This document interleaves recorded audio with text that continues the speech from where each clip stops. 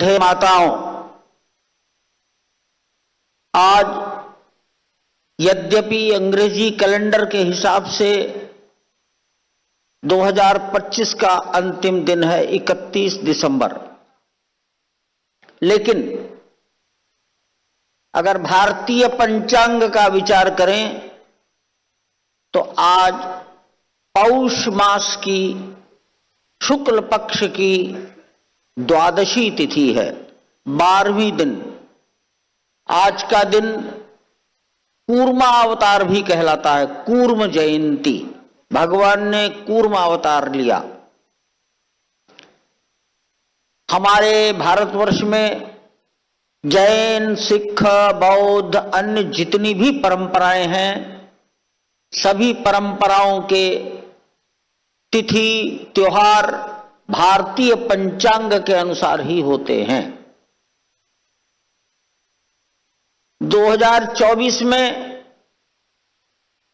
रामलला की प्राण प्रतिष्ठा जिस दिन हुई थी, उस दिन भी पौष शुक्ल पक्ष की द्वादशी थी। संयोगवश अंग्रेजी कैलेंडर के अनुसार उस दिन 22 जनवरी थी। 2025 पौष शुक्ल द्वादशी 11 जनवरी को आई। 2026 इसकी पौष शुक्ल द्वादशी भगवान की प्रतिष्ठा का दूसरा वर्ष, द्वितीय पाटोत्सव जब देखा गया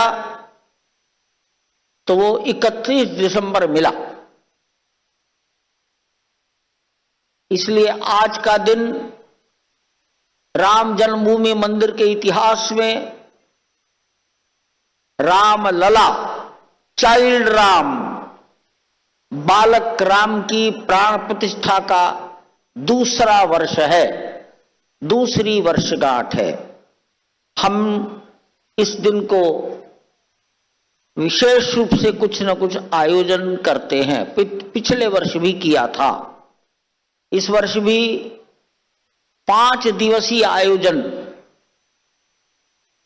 हमारे ट्रस्टी कर्नाटक का उडुपी कृष्ण मठ, उसका पेजावर मठ, वहां के जगत गुरु मध्वाचार्य जी 5 दिन से यहां पूजन कर रहे थे। आज वो पूजन पूर्ण हुआ। अयोध्या के ही जगत गुरु रामानंदाचार्य रामदिनेशाचार्य जी महाराज भगवान राम का गुणगान कथा के माध्यम से कर रहे थे। अभी वो और 2 दिन चलेगा।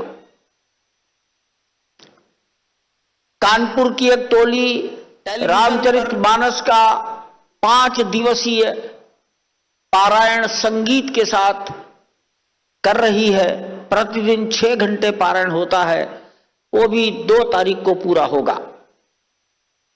अनेक गायक, वादक जिनको भगवान ने उस क्षेत्र की विशेष प्रतिभा दी है, वो अपने गायन और वादन से भगवान को प्रसन्न कर रहे हैं। कल जो बीत गया, छत्तीसगढ़ में बिलासपुर में गुरु घासीदास विश्वविद्यालय की टोली ने राम कथा का मंचन किया। ऐसे ये आयोजन इस पाटोत्सव पर हम करते हैं।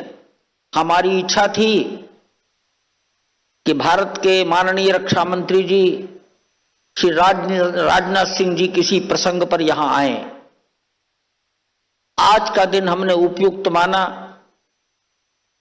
यहां एक काम आज और हुआ। 25 नवंबर को रामलला के मुख्य शिखर पर ध्वजारोहण हुआ था। अभी 7 मंदिर और हैं। इसलिए विचार हुआ कि माता अन्नपूर्णा के मंदिर पर आदरणीय राजनाथ सिंह जी के कर कमलों से माननीय मुख्यमंत्री योगी आदित्यनाथ जी के सानिध्य में अयोध्या के कुछ 25-30 अन्य जो संत यहां उपस्थित हैं, उनकी उपस्थिति में ध्वजारोहण किया जाए। आज वो ध्वजारोहण माननीय रक्षा मंत्री जी के कर कमलों से संपन्न हुआ है। अभी 6 मंदिरों में क्रमानुसार एक एक करके उचित समय पर वो ध्वजारोहण किए जाएंगे। ये मंदिर भगवान की जन्मभूमि का है। इस मंदिर को प्राप्त करने के लिए यहां का हिंदू समाज, यहां के संत महात्मा 500 वर्ष से प्रयास कर रहे थे, संघर्षरत थे। जब जैसी परिस्थिति पैदा हुई वैसा कार्य हुआ। पिछले 40 साल के निरंतर प्रयत्नों से ये परिस्थितियां पैदा हुई कि देश की सर्वोच्च न्यायपालिका ने इस स्थान को भगवान को समर्पित कर देने का निर्णय दिया और लगभग 70 एकड़ का ये मैदान भगवान को समर्पित हो गया।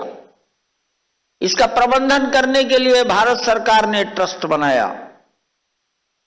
ये मंदिर प्रारंभ से विचार आया, सभी प्रकार के प्राकृतिक आक्रमण सहने के बावजूद भी 1000 साल तक खड़ा रहे। भूकंप, अतिवृष्टि, सरयू नदी का कोई जल प्रलय हो गई, मार्ग बदल गया, जमीन की नमी पत्थर ने सोख ली और पत्थर गीला हो गया। लोहे से बिल्डिंग की आयु घटकर 100 साल रह जाती है तो लोहा भी नहीं। कंक्रीट में सीमेंट की आयु 150 साल होती है, इसलिए जमीन के ऊपर कंक्रीट भी नहीं। ऐसी सब सावधानियां रखी गई हैं। इस मंदिर के निर्माण में आईआईटी दिल्ली के सेवानिवृत्त डायरेक्टर, आईआईटी गुवाहाटी के वर्किंग डायरेक्टर, एनआईटी सूरत के working director, IIT Delhi, IIT Madras, IIT Bombay के स्ट्रक्चर इंजीनियर के professors, central building research institute के डायरेक्टर और इंजीनियर्स, नेशनल जियो रिसर्च इंस्टीट्यूट हैदराबाद के टीम डायरेक्टर्स, एक अवसर आया तो आईआईटी कानपुर के प्रोफेसर्स, इन सब के सामूहिक चिंतन, सामूहिक विवेक, कलेक्टिव विजडम का यह परिणाम यह मंदिर है। माननीय प्रधानमंत्री जी का एक इच्छा थी कि राम सूर्यवंशी हैं। दोपहर को 12 बजे जन्म हुआ है, चैत्र शुक्ल नवमी के दिन हुआ है, तो प्रत्येक वर्ष चैत्र शुक्ल नवमी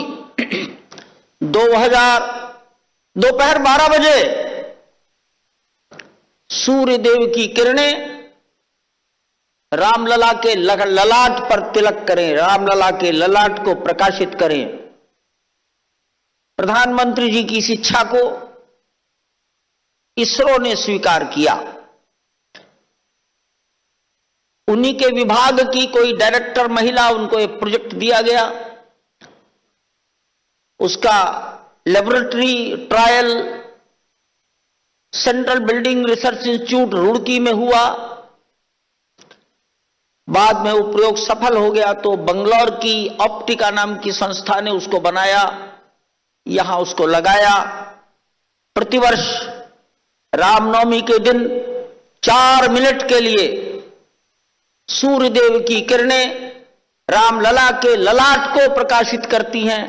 27 मार्च को रामनवमी है। आगामी 27 मार्च को दोपहर 12 बजे अपने घर में टेलीविजन पर, मोबाइल पर इस सूर्य तिलक का दर्शन आप कर सकते हैं। एक बड़ी बात यहां रखी गई कि संपूर्ण भारत का दर्शन यहां होना चाहिए। दक्षिण भारत में मंदिर के चारों ओर एक परकोटा बनाया जाता है, प्राकार। 800 मीटर लंबाई का आयताकार प्राकार यहां बनाया गया है, 14 फीट चौड़ाई में है। अत्यधिक भीड़ का नियंत्रण करने में उसकी बहुत बड़ी भूमिका होगी। आद्य जगत गुरु शंकराचार्य जी महाराज ने विचार दिया था पंचायतन पूजा, 5 देवताओं की सामूहिक पूजा। राम विष्णु के अवतार हैं, राम यहां के मुख्य देवता हैं, राम प्रिजाइडिंग डिटी हैं। इस आयताकार परकोटा के 4 कोनों पर पंचायतन के अनुसार एक कोने पर सूर्यदेव, दूसरे कोने पर माता भगवती, तीसरे कोने पर शंकर जी शिवलिंग और चौथे कोने पर गणेश जी का मंदिर बनाया गया है। आयताकार की 2 भुजाएं लंबी थी, एक भुजा में माता अन्नपूर्णा, दूसरी भुजा में हनुमान जी का मंदिर बनाया है।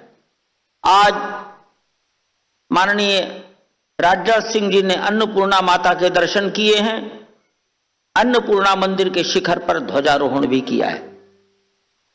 एक विचार 1992 में आया था कि लक्ष्मण जी ने राम जी की वनवास में सेवा रक्षा की है, एक उनको भी मंदिर बने। एक वास्तु शास्त्री ने कहा था, लोकेशन बताई थी, वो लोकेशन सुरक्षित रखी गई थी। उसी स्थान पर लक्ष्मण जी का मंदिर बनाया है। लक्ष्मण शेषनाग के अवतार हैं, इसलिए मंदिर का नाम है शेषावतार। राम को राम किसने बनाया? तो राम को राम बनाया महर्षि विश्वामित्र ने, महर्षि वशिष्ठ ने। युद्ध का विजय मंत्र किसने दिया? तो महर्षि अगस्त्य ने दिया। राम को शस्त्र दिए महर्षि अगस्त्य ने दिए। राम का जीवन समाज के सामने किसने सबसे पहले प्रस्तुत किया? तो प्रथम कवि महर्षि वाल्मीकि ने। चारों महर्षियों के नाम पर एक एक मंदिर की रचना यहां की गई है। राम ने गंगा पार की है श्रृंगबेरपुर में, अयोध्या से 180 किलोमीटर दूर। निषाद राज नाव लेकर आए हैं। निषाद राज ने राम को अपनी शर्तों